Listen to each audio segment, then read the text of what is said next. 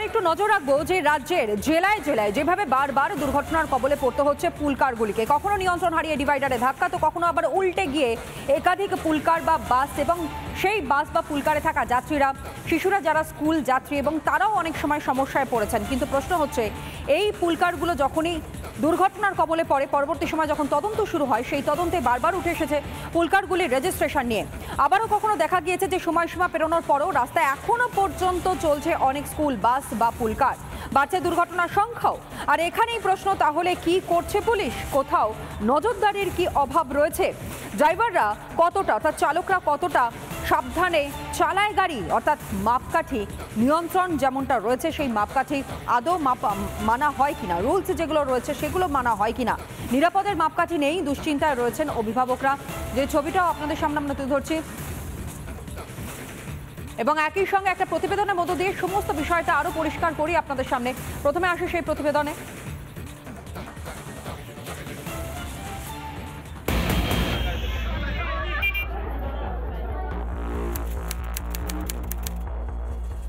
City অটোতে চেপে বাড়ি থেকে কাজে বেরিয়েছিলেন শিলিগুড়ির রবীন্দ্রনগরের বাসিন্দা রাখি বিশ্বাস। হাসপাতাল মোড়ের সামনে সিটি অটোটিকে সজোরে ধাক্কা মারে বেসরকারি স্কুলের একটি বাস, আর তাতেই অকালে প্রাণ হারান বছর ৪৫-এর রাখি। ঘটনার পরই বাসটি বাজেয়াপ্ত করে পুলিশ, কিন্তু এরপরই বদলে যায় পরিস্থিতি ও ঘাতক বাসের চিত্রটি। দাঁড়ান, একটু বুঝিয়ে বলি। দেখুন, দুর্ঘটনার ঠিক পরই ঘাতক বাসটিকে। বাসে রয়েছে স্কুলের নাম থেকে শুরু করে একাধিক তথ্য, যেখানে পুলিশের হেফাজতে নিয়ে যাওয়ার পরই বাস থেকে মুছে ফেলা হয়েছে সব তথ্য। আমার পেছনে একটি বাস দেখতে পাচ্ছেন, শিলিগুড়ির রাস্তায় একটি দুর্ঘটনা ঘটায়, তার জেরে কিন্তু প্রাণ যায় এক স্কুল শিক্ষিকার। এই যে বাস যখন ঘটনাস্থল থেকে থানায় নিয়ে আসা হলো, ঠিক সেই সময় বাসের একাধিক জায়গাতে একাধিক তথ্য ছিল। এক প্রকার বলা ভালো, এই জায়গাগুলিতে ছিল স্কুলের নাম, ওপরে ছিল বাস নাম্বার, পাশাপাশি বাসের যে বডি, সেই বডিতে স্কুল এবং বাস সংক্রান্ত একাধিক তথ্য এখানে প্রিন্টিং করা ছিল। আমি তো দেখানোর চেষ্টা করব যে এই সমস্ত জায়গা কিন্তু থানায় আসার পর সম্পূর্ণভাবে বদলে গিয়েছে। এই সমস্ত জায়গার থেকে সমস্ত তথ্য উঠিয়ে ফেলা হয়েছে। কোর্টের অনুমতি ছাড়া পুলিশ কখনোই কোনো প্রমাণ বদলাতে পারে না, কিন্তু এক্ষেত্রে তো তেমনটাই হয়েছে। রিপাবলিক বাংলায় প্রথম সেই খবর তুলে ধরে, আর এরপরই ঘটনার নিন্দা জানিয়ে মুখ্যমন্ত্রীকে চিঠি লেখেন শিলিগুড়ির বিধায়ক শঙ্কর ঘোষ। বাসটির ফিটনেস, পলিউশন, ইন্স্যুরেন্স সহ যা যা নিয়ম কানুন মেনে চলা উচিত স্কুল বাস, সেইগুলো কি চলছিল না? কি এই কারণ? এইগুলো তদন্তের প্রক্রিয়ায় আসা উচিত। আমি পুলিশ মন্ত্রী তথা মুখ্যমন্ত্রীকে চিঠি দিলাম, অপেক্ষা করব।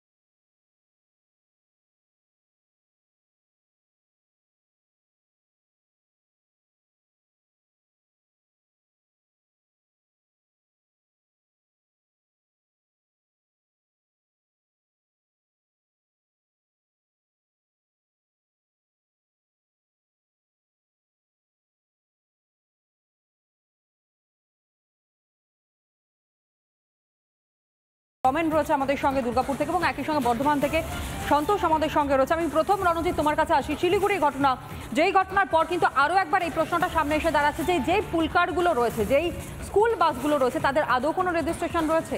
অভিভাবকরা তারা ছাত্রছাত্রীদের বা সন্তানদের স্কুলে পাঠিয়ে আদৌ নিশ্চিন্ত থাকতে পারছেন?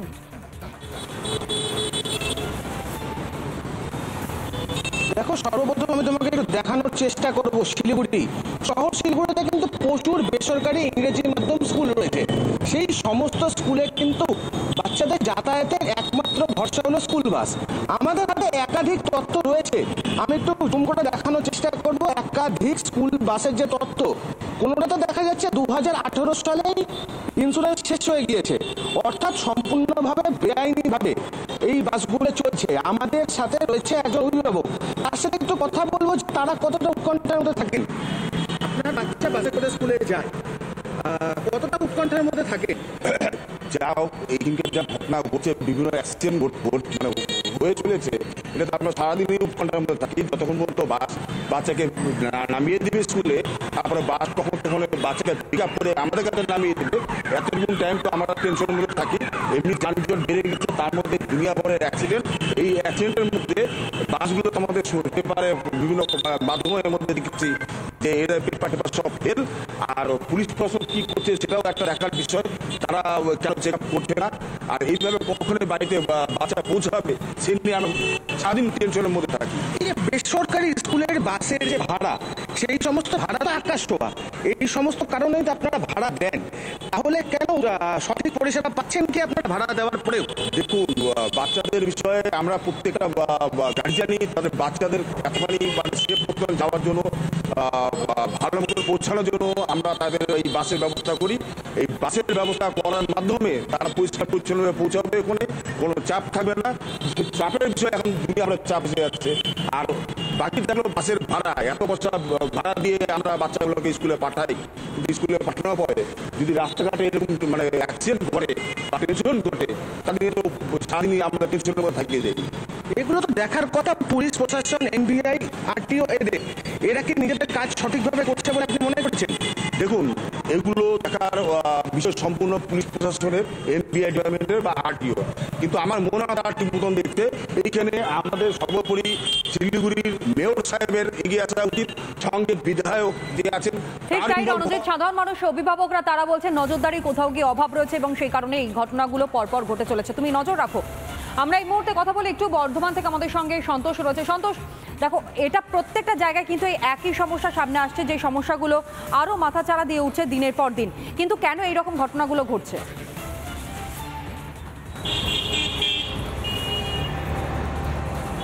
দেখো, রক্ষণাবেক্ষণ, তার পাশাপাশি এই বাসগুলিকে মেনটেনেন্স, এবং তার সাথে সাথে কিন্তু যেটা অভিভাবকদের যেটা অভিযোগ যে একই বাসে কিন্তু একাধিক, মানে যদি 40 সিটের গাড়ি হয় তাতে 60 জন 70 জন করে কিন্তু বাচ্চাকে ওই বাসে করে নিয়ে যাওয়া হচ্ছে, তাতে দুর্ঘটনা কবলে পড়ছে। অভিভাবক আছে, জিজ্ঞাসা করবো যে অভিযোগটা এই বাসে একাধিক সঙ্গে যে বাচ্চাদের নিয়ে যাওয়া হয়। সব থেকে অদ্ভুত লাগছে, গতকাল আমরা শিলিগুড়িতে জানলাম যে একটি পুলকার অ্যাক্সিডেন্ট হয়েছে। ওখানকার বিধায়ক যিনি আছেন শঙ্কর ঘোষ, উনি মাননীয় মুখ্যমন্ত্রীকে চিঠি দিয়েছেন।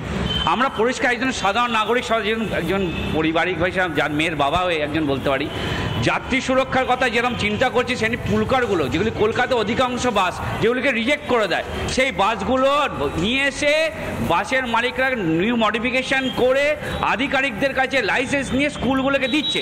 কিন্তু সবথেকে অদ্ভুত ব্যাপার, এক একটা সিটের জন্য কোনো পুলকারে যদি 40 সিটের ক্যাপাসিটি থাকে বা 60 সিটের ক্যাপাসিটি থাকে, অধিক সংখ্যক বাচ্চা, 40-এর অধিক কোনো সিটে, কোনো 60-এর অধিক, সেগুলি যেরকম স্কুল কর্তৃপক্ষ যেরকম দায়ী, স্কুলের কোনো অধিক আধিকারিকদের যেরকম জানা দরকার যে স্কুল কর্তৃপক্ষ থেকে কোনো একজন অ্যাটেন্ডার হিসাবে বাসে থাকে না অধিকাংশ স্কুলে। এখানে একটা চক্র, বিভিন্নভাবে স্কুল কর্তৃপক্ষের যেরকম ইনকাম হয়, বাসের মালিকদের ইনকাম হয়, এই দুষ্ট চক্রকে ভাঙতে হবে। এবং আপনাদের জানা উচিত, আমি বর্ধমানে একজন নাগরিক গার্জেনের হয়ে বলতে পারি, পুলিশ আধিকারিক আরটিও ডিপার্টমেন্ট থেকে বিভিন্ন পুলকারগুলোকে কিন্তু চেকিং করছিল। কেন পুলিশ প্রশাসন এই ব্যাপারে পদক্ষেপ নিচ্ছেন না? যাত্রী সুরক্ষার সঙ্গে বাচ্চাদের ভবিষ্যৎ, এক একটা বাসে অ্যাক্সিডেন্ট হলে বাচ্চারা কি করবে বলুন তো? গোটা রাজ্যটা নৈরাজ্য সব দিক থেকে আতঙ্কিত, একজন কন্যার বাবাই আতঙ্কিত। বাচ্চাদের সুরক্ষিত কোথায়? যাত্রীদের যে বাসে যাচ্ছে, যে বাচ্চারাগুলো, যে শিশুগুলো যাচ্ছে পুলকারে বা স্কুল বাসে, তাদের যাত্রার সুরক্ষা কতটুকু সুরক্ষিত রাখছে এই ব্যাপারে স্কুল কর্তৃপক্ষ। অভিভাবক তার সঙ্গে কথা বলছিলেন আমাদের প্রতিনিধি, এবং তিনি পরিষ্কার করে বলছেন যে তারা আতঙ্কিত। সন্তানদেরকে স্কুলে পাঠিয়ে, যে পুলকারে করে তারা যাচ্ছে, যে স্কুল বাসে করে যাচ্ছে, তাতে পাঠিয়েও তারা শান্তিতে থাকতে পারছেন না বাড়িতে। এই মুহূর্তে দুর্গাপুর থেকে সরাসরি রমেন, একই সমস্যা বিভিন্ন জায়গা থেকে শোনা যাচ্ছে। পুলিশ প্রশাসন তারা কি করছে বলো তো? কোনো ভূমিকা তাদের এই ক্ষেত্রে নেই? পরিবহন দপ্তর, তাদেরই বা কি ভূমিকা?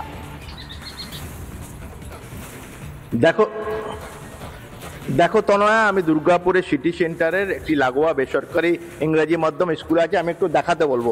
এই দেখো সেই ফুলকার, এখানে দেখো এই ফুলকারের কিন্তু কমার্শিয়াল নাম্বার আছে, এবং পাশাপাশি আমি যেটা দেখাতে বলবো যে দেখো সব প্রাইভেট নাম্বারের পুলকার চলছে। দুর্গাপুর শহর দাপিয়ে বেড়াচ্ছে এরকম অজস্র পুলকার যাদের প্রাইভেট নাম্বার, এবং এই কারণেই প্রাইভেট নাম্বার সরকারি যে ট্যাক্স তাকে ফাঁকি দেওয়া, ইন্স্যুরেন্সের ফাঁকি দেওয়া, ইন্স্যুরেন্সের কমার্শিয়াল যে গাড়ি তাদের ইন্স্যুরেন্সের প্রচুর ট্যাক্স, সেই সব ফাঁকি দেওয়ার জন্য শহরে দাপিয়ে বেড়াচ্ছে।